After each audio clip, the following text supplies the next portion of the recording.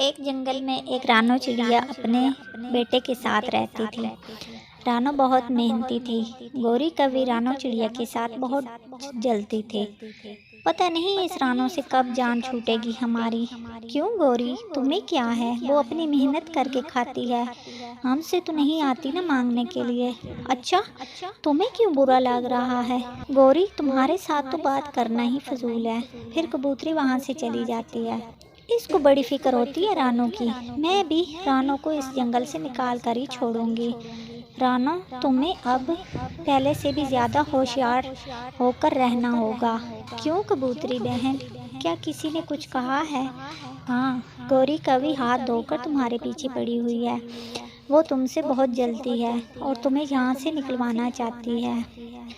क्यों गौरी, ऐसा क्यों चाहती है? कबूतरी बहन, मैंने तो उसके साथ कभी कुछ गलत नहीं किया। बस रानो, अच्छे लोगों की कदर कोई नहीं करता। उधर गौरी रानो को गलत साबित करने के लिए सोच रही होती है। फिर एक दिन गौरी कबूतरी के घर से अनाज की पोटली उठाकर रानो के घर रख जाती है।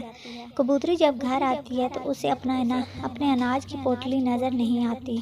गौरी आती है। अरे कबूतरी बहन, क्या ढूंढ रही हो? गौरी, मेरी अनाज की पोटली नहीं मिल रही। मैं तो यहीं रख के गई थी। कबूतरी बहन, मैंने रानो को तुम्हारे घर से निकलते देखा था आज।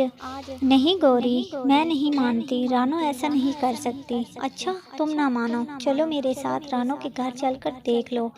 अगर मैं झूठी हुई तो मुझे जंगल से निकाल देना, और अगर रानो के घर से तुम्हारी पोटली मिली तो तुम रानो को जंगल से निकाल दोगी। ठीक है, चलो फिर वो दोनों रानो के पास आती हैं। रानो के घर की तलाशी लेने के बाद, गौरी, यहाँ से तो कुछ नहीं मिला। चलो अब तुम्हारे घर की तलाशी लेनी है। हाँ हाँ चलो, मुझे क्या इतराज़ है। गौरी के घर से अनाज की पोटली मिल जाती है। और ये यहाँ कैसे आई? मैं तो इसको रानो के घर में रख कर आई थी। तुम्हें क्या लगा था कि हमें नहीं पता चलेगा तुम्हारे मिशन का? जब तुम मेरे घर से ये पोटली उठा कर लाई थी तो उस वक्त मैं देख रही थी, और मैं तुम्हारे पीछे पीछे ही रानो के घर तक आई थी। और मैंने और रानो ने मिलकर ये पोटली तुम्हारे घर में छुपा दी थी। अब गौरी, तुम्हें यहाँ से जाना होगा। तो बच्चों, इस कहानी से हमें ये सबक मिलता है कि जो किसी के लिए गड्ढा खोदता है वो खुद ही उस गड्ढे में गिरता है।